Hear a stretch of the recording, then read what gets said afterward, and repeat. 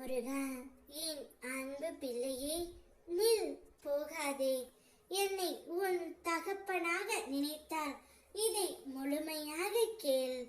நீ அன்றும் இன்றும் என்றும் உனக்கு குருநாதர் வடிவில் வந்து இருக்கும் என்னுடைய பிடியில் தான் நீ இருக்கின்றாய் என்பதை மட்டும் நீ மறந்துவிடக் கூடாது.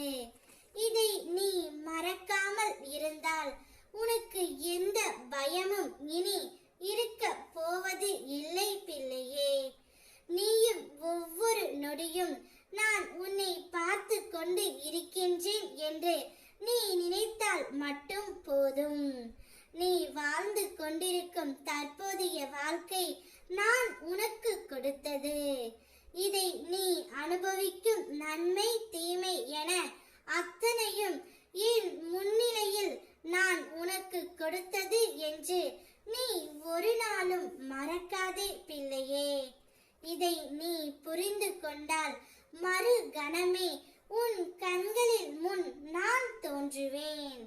உன்னை தேடி வந்து உன் இல்லத்திற்கு வந்து கொண்டே இருக்கின்றேன். உன்னை தயார்படுத்திக்கொள் பிள்ளையே. என் பரிபூரண ஆசீர்வாதம் உனக்கு கிடைக்க போகின்றது. அளவில்லா மகிழ்ச்சி கிடைக்க போகின்றது. எனது காலடி படும் நேரம் சுபிக்ஷமாய் மாறப் போகின்றது. இதுவரை இல்லாத அளவு பெருமளவு இரட்டிப்பு மகிழ்ச்சியுடன் நீ இருக்க போகின்றாய். நீ என்னிடத்தில் வைத்த கோரிக்கைகள் அனைத்தும் நிறைவேற போகின்றது.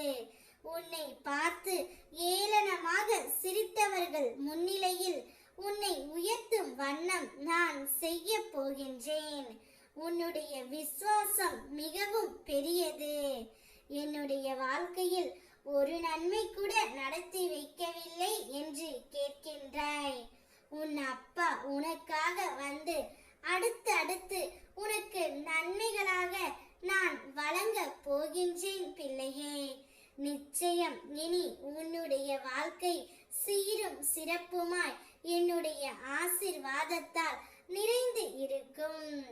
உன் செயல்களில் இருந்த நேர்மைக்கான பலனை இந்த உலகம் உனக்கு தரவில்லை என்று நீ பலமுறை வருந்தினாய் அல்லவா? கவலைப்படாதே. அந்த பரிசை நான் உனக்காக தயார் செய்து வைத்து உள்ளேன். ஆனால் ஒரு நிபந்தனை உண்டு. எப்போது உன் மனம் கவலையில் இருந்து வெளிவந்து அமைதியுடனும் சந்தோஷத்துடனும் இருக்குமோ அந்த நேரத்தில்தான் அந்த பரிசு உன் கைகளில் வந்து சேரும். நீ மனதை மகிழ்ச்சியாக வைத்துக்கொள். உனக்கான பலன் உன்னிடம் வந்து சேர காத்திருக்கின்றது. ஓ முருகா.